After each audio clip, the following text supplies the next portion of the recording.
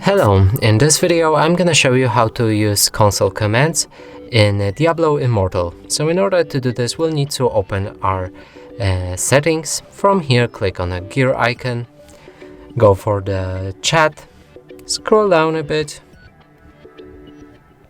Here you can see chat comments, press on view, and you have a brief introduction on how to use chat comments.